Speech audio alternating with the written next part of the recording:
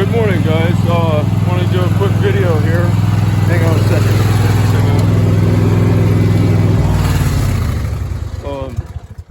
This is exactly the circumstances where I got the terrible parasitic infection. Do you see all the drip, the moisture, the high moisture?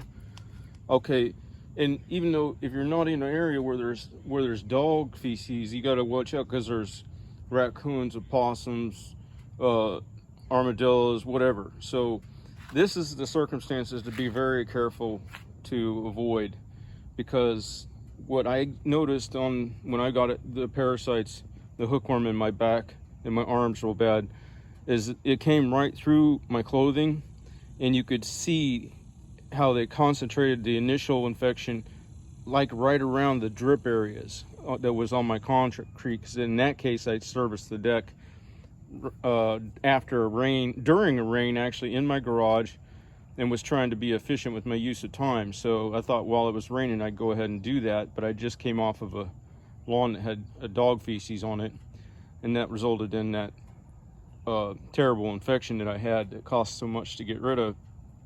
And it was horrific. I still have all the scars. You can't see all the white spots. So that's helpful in a way, because there's a lot of people that will just, they'll discard your assertion that you don't want to do their dog poop area with the weed eater, because if you were to get it in the soft tissues of your eyes and stuff, it would be just unbelievably horrific scenario.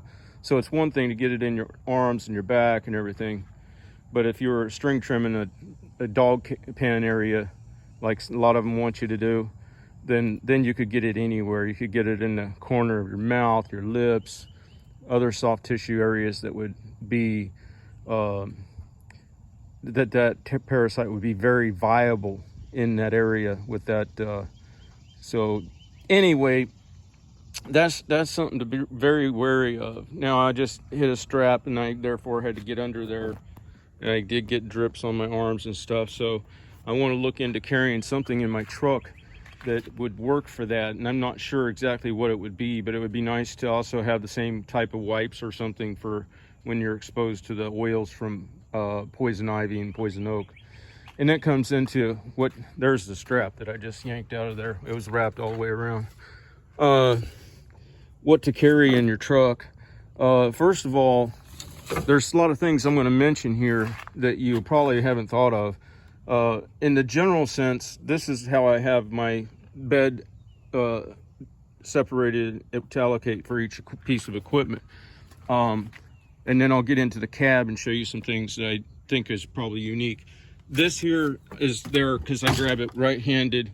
Left hand grabs whichever attachment. This one I bump out, slides out, and I'm changing out and stuff on the fly. And when I come back from edging or whatever to get the string trimmer, I don't have to lock the power head in a rack or anything, because it's in my hand. And so it was in my hand when I was edging. It's in my hand when I come back and switch attachments. So there's no lost time there.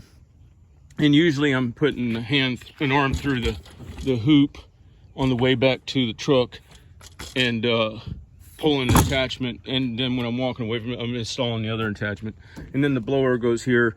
And a lot of these things people don't perceive as having value. A little handheld blower, they won't get very much on the black market. So it being here where it's limited on how well you could see it, and then having questionable value, makes it such that people won't necessarily steal it. Then this is my cone holder, and if you're wondering, that's just something I welded up to the headache rack. The ball, I think, was a croquet ball. Came off of it was a solid material, like a plastic, came off of a customer's lawn. Before we get into the inside here, I do have the flashers. I did have a guy come into the gas station once and start screaming at me to turn them off. And I had them on because I nearly got backed into at that station before. So they don't, so you got to watch out for that. And we went round and round about, hey, that's not the blue and white. I'm not trying to pretend to be a cop. And that's what he was trying to claim, and he was screaming his head off. But anyway, there's a holder for my grease gun. So if I need to grease the heads on the handhelds or the spindles on the mower, I'm good to go. One of my favorite things, my favorite, is the toenail clippers here, because when I pull line, then I can, my string trimmer line, it's the best thing I found for cutting that off quickly. And then also if I'm driving down the road and I realize I haven't trimmed my nails, I got that there. Tape measure always, in case you're quoting a new job. You need to know what's in how wide the gate is, eye wash, the PTO switch, your standard T-handles for saws and mowers and various things. An adjustable wrench, because you know, a lot of gates, instead of fooling with the lock, you're faster just to loosen the hinge mount and tap it down and then open up the whole gate. Or sometimes you're not provided with the keys to the gate. I have extra of my battery isolator keys on, that's specific to my system though. Here's something else you may not have thought of. Of course, you need your business cards and stuff. A spring, and everybody's power or head are different. So instead of having a spring here, if you're running steel, you might want to have extra eyelets. Okay. In my case, the thing that might get lost, or has before, is after they get old, the head will pop off and sometimes, and then the spring will fly, and if you can't find it, you're done.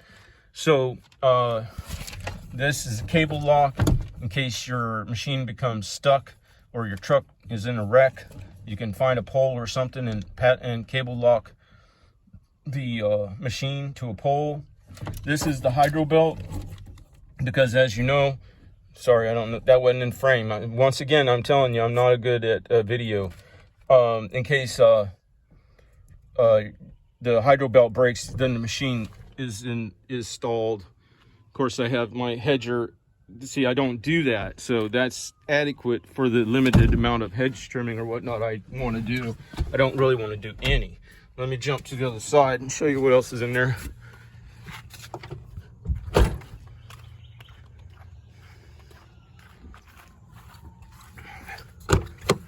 Okay, of course, spool, string, everybody's got that. Water, that's about as much as I need typically in a day, which is, what is it? 1 quart. I use the glass so that I don't get the estrogen, the phytoestrogens from the plastic or anything like that.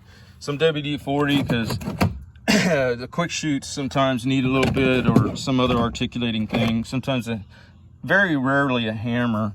Sometimes I have my backpack blower, so I have to carry an extra little lock if I want to lock it to the back, the headache rack, which I could use the big cable lock too, but sometimes it's easier to do that. Extra chain for the Echo. On this side, what we have is the steel for just to trim up a branch or something that don't fit in the truck, and the Echo 2511T chainsaw. Chainsaw oil,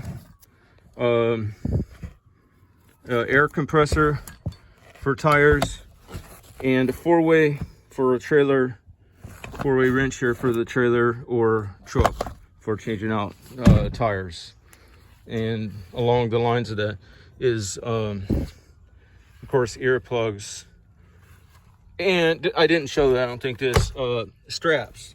It looks like socks. I put my straps in socks to contain them from getting wadded into each other. So if I want a small strap, I'll grab one that feels small. And yeah, there's a strap in there. The bigger ones, I haven't found a sock that fits it yet, but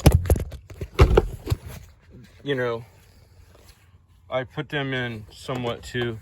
Now the overall, the trailer is janky, but I've had it since '87. It's been doing this for a long time and it does it good. And what I like about it, well, first of all, I have the spare. But what I like about it is it's the same width as the truck, and the truck itself is also very narrow. Well, not very narrow. An early Tacoma would be even narrower, I think. This is sometimes considered a mid-size.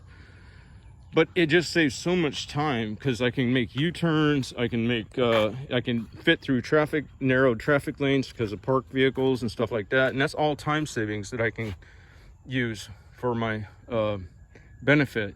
I don't have to wait to turn out because I need to swing wide or anything like that. All right, I'm gonna get back to work. Y'all have a good day.